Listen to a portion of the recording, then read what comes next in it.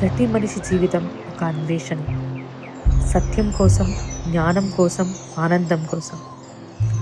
మన సంస్కృతిలో మన పూర్వీకులు ఇచ్చిన సనాతన ధర్మంలో ఈ ప్రశ్నలన్నింటికీ సమాధానాలు దాగి ఉన్నాయి.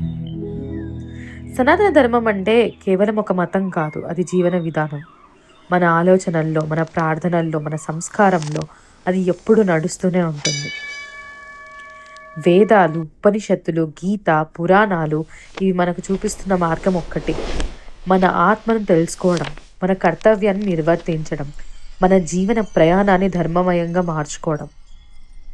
ఈ అన్వేషణలో మనం కలిసి తెలుసుకునేది ఏంటంటే, ఆదిశంకరాచార్యుల బోధనలేంటి, సనాతన ధర్మంలో ఉన్న రహస్యాలేంటి, మరియు ఆధునిక జీవితంలో ఉపయోగపడే జ్ఞానం ఏంటి. మన పూర్వీకుల జ్ఞానం కేవలం చరిత్ర కాదు, అది నేటికి సజీవం. మనసు కలవరపడినప్పుడు, ఆత్మ ప్రశాంతత లేనప్పుడు, ఎప్పుడు డిప్రెషన్‌గా ఉండడము, నేను ఎందుకు ఇలాగే ఉండిపోతున్నాను అన్న ప్రతి ఒక్కరికి జ్ఞానం చూపించే మార్గమే మన సనాతన ధర్మం.